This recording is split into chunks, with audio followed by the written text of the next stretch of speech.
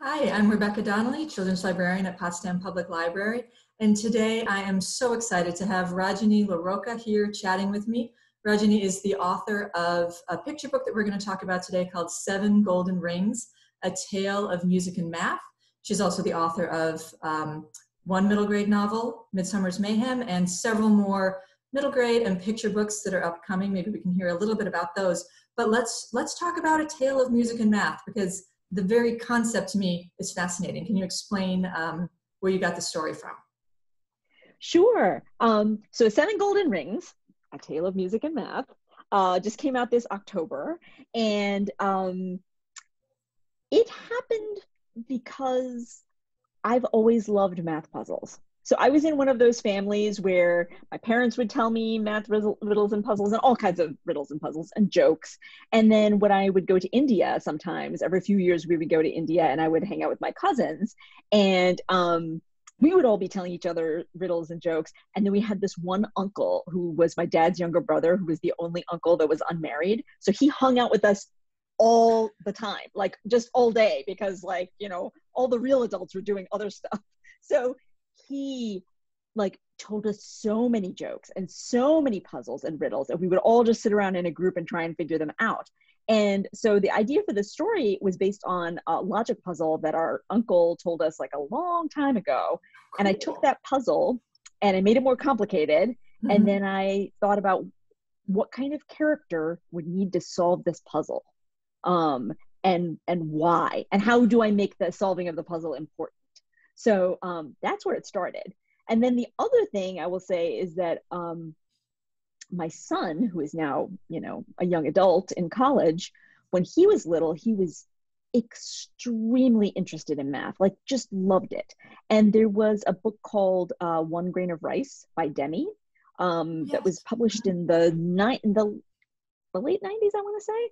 And when he was little, he was 3 or 4 years old. Oh, hold on one second. I think I have it.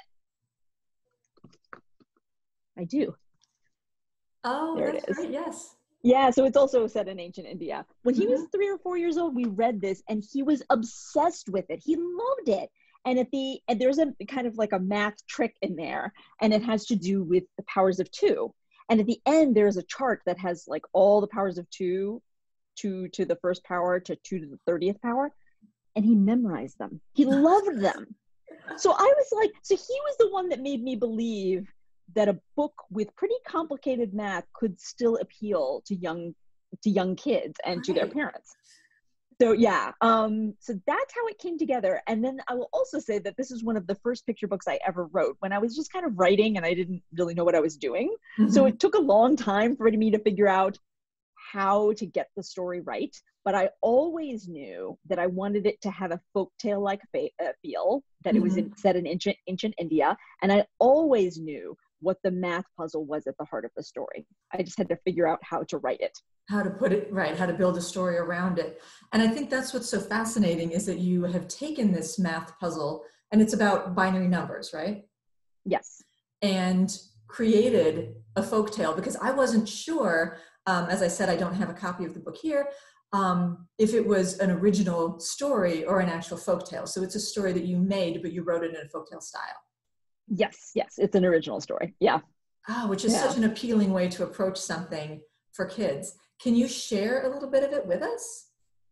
Yes. If I can share my screen, I can probably show you some of the art. That would probably be the easiest thing to do. You absolutely can. You have that option? Okay, great. So one second. Let me just open it up. Yeah, and the art. So the artist is Archana Srinivasan. She lives in India, mm-hmm. and she's just so incredible. She's just such an amazing artist. And she brought this story to life in a way that I could not believe. You write words and you're like, okay, yeah, this is a story. And then a talented artist takes that and turns it into an entire world. And it's just amazing. I have to say, as a picture book writer and not illustrator, that is magic to me. I'm always teasing my picture book editor by sending her my doodles, which are terrible, saying, don't you want me to illustrate? She's like, no. So I think it's telling me that you need to allow me to share my screen. Okay. All right. So I think if you click on participants, you might be able to find a way to do Okay. that. So all right, I clicked on the multiple participants can share simultaneously. Is that it, maybe? Let's see if I can do it now. All participants should be able to share. Oh, I got it. Okay, great. Okay. So here we go. I can read the beginning of the book for you if you like. Excellent. And I do love the artwork. It's just so incredible. Okay. So, 7 Golden Rings, A Tale of Music and Math by Rajani LaRocca, illustrated by Archana Srinivasan.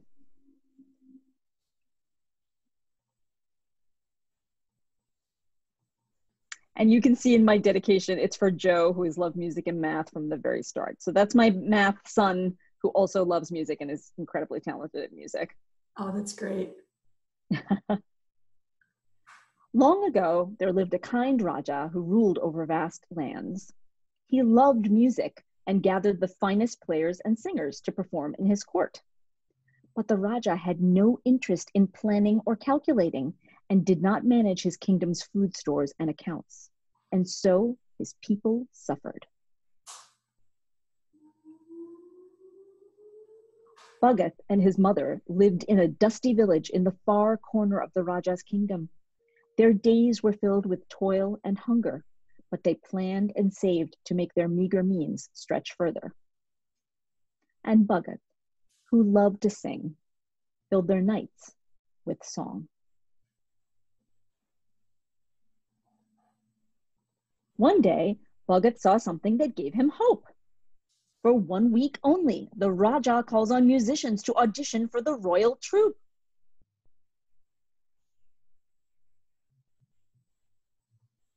Amma, we'll soon starve. I must seek our fortune and win a place with the Raja. You are still young, said Bhagat's mother, and only the most skilled musicians will be chosen for the Raja's troupe. The journey will be long, and what will happen if you fail? But Bhagat would not change his mind. This is our only chance. I must win the Raja's favor with my singing. Eventually, Bhagat's mother relented. She gave him 1 rupee, the last they had, and a chain of 7 tiny golden rings. This is what remains of my wedding necklace. I have sold it ring by ring so we could eat. Use it to change our fortune. Remember, Bhagat, you are a fine singer, but you are an even finer thinker. Consider all you have to offer the Raja. And she gave Bhagat her blessing. Bhagat sang as he walked all day. In his head, he heard a rhythm of whole notes, tan, and half notes, da, da, and quarter notes, da, ga, da, ga. So many ways to divide a whole. As long as he had music, Bhagat never felt alone. He reached the city and found a small inn. 10 rupees a night, including dinner, said the innkeeper. But Bhagat had only 1 rupee. Sir, may I work for my stay? I'm sorry, no. Bhagat revealed the 7 golden rings. They glimmered in the twilight. 7 rings for 7 nights. Hand them over, said the innkeeper's wife. But Bhagat didn't know how many nights he would remain in the city. If the Raja called him the next day, he would have spent all 7 rings when he only needed 1. Madam, may I pay when I leave and only for the days I stayed? You must pay for each night in advance, 1 ring per night.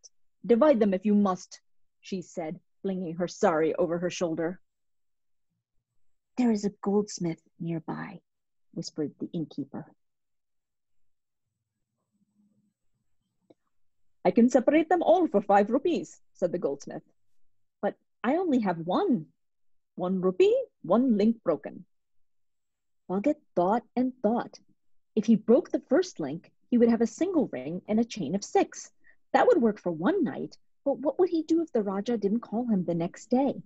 He would need to give up the rest of the necklace when perhaps only 1 more ring would do. Maybe he should break the second link. With some wiggling, he could free it from the first, and he would have 2 single rings and a chain of 5. But if he needed to stay more than 2 nights, he would have to give the innkeeper all the remaining rings. Bhagat was determined not to waste a single precious ring of his mother's wedding necklace. How could he pay the innkeeper one ring each night if he couldn't separate them all? So I will leave it there with the mystery. So there's now you can see exactly what his problem is. And can you tell me, because I know that binary numbers relate to how computers work.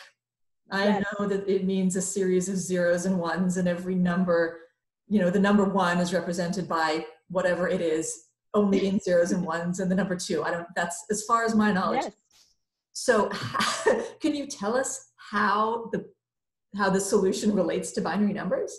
Yeah, so I will tell you that the way he ends up dividing that chain ends up being place values in the binary system. So, and there's an author's note that explains all of this. Mm-hmm. So you need to know nothing about binary numbers in order to read this book. But what I will say is that, so when we learn how to count, we think about base 10 or the decimal system, right? Mm-hmm. Probably because we have 10 fingers. So digits 0 through 9, you have a ones place, a tens place, and a hundreds place. Mm-hmm. So each of those place values are powers of 10, right? 1 and then 10 and then 100 and then 1,000, 10,000 and so on, right? Mm-hmm. So the same thing is true with the binary number system, only the place values are powers of 2. So I think, and this is what I say in the author's note, with electricity, something is either off or it's on. Mm-hmm. So you can think about off as being 0 and on being 1. So in binary, the digits are the 1's place, the 2's place, the 4's place, the 8's place, and so on. So for a computer, okay, we're back. So in binary, the place values are powers of 2. So instead of 1s, 10s, and 100s, you have 1s, 2s, 4s, 8s, and so on.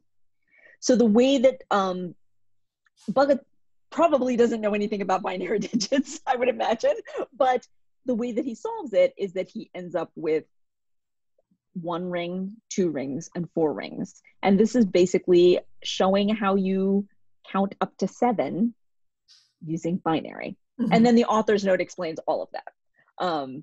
Yeah, and and the answer to why computers work that way instead of with powers of 10 like we are used to is that electronics are either on or off. So the switch is either on or off. If it's off, it's a 0. If it's on, it's a 1. Right. And what you're saying about how it's explained in the back is what I love about picture books today, and the amount of back matter that you can put in them, even for something that's fiction, that's going to be, on the library shelf. It's going to be in our picture book section, not in our nonfiction section. The fact that you're able to take a few pages and explain all of that is so wonderful. I love working with publishers who want you to include all that kind of stuff. So yes, we worked probably hardest on the author's note to make sure it was as clear and as accurate as possible, because it can be, it is complex, but it's certainly something that is understandable. And I think that illustrations, and there are a few illustrations in the author's note, they make things a lot easier to understand. Right, and that's, choosing or having such a great illustrator makes that so wonderful. Do any of your upcoming picture books have anything to do with STEM topics, science, math, anything?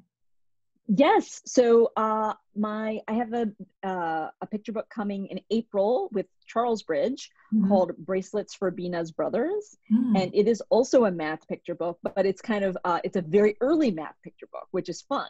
So it is about a little girl named Bina, and she has 3 older brothers, and she wants to make them each a special bracelet for the Hindu holiday Raksha Bandhan, which is all about sisters and brothers. So sisters give their brothers bracelets, like to protect them, and then their brothers give their sisters a little present. And it's all about literally the bonds between brothers and sisters, and how no matter how old they get, they will still be connected to each other. We have the book of Love about that. Yeah, so she wants to make bracelets for each brother using beads that are special to him, So using beads that of colors that he likes and like one special bead of something that he really likes to do. So it's about pattern making, and she wants to make in every other one pattern, but she's got 3 brothers and she's got to keep straight who likes what color and who doesn't like what color. So, and she's little and she wants to do this by herself, and she has a big dog that kind of helps her, is just kind of benignly sitting there, but she wants to do it by herself without her mom's help. So it's all about pattern making, and it's really neat. And it's part of Charles Bridges' storytelling math series. Oh, all right. Thank you so much. This has been wonderful. And I'm looking forward to getting 7 golden rings in my hands, which I will one day, and looking for all of your upcoming books as well. Thank you so much for taking the time to talk to me. Thank you so much. I really had a great time.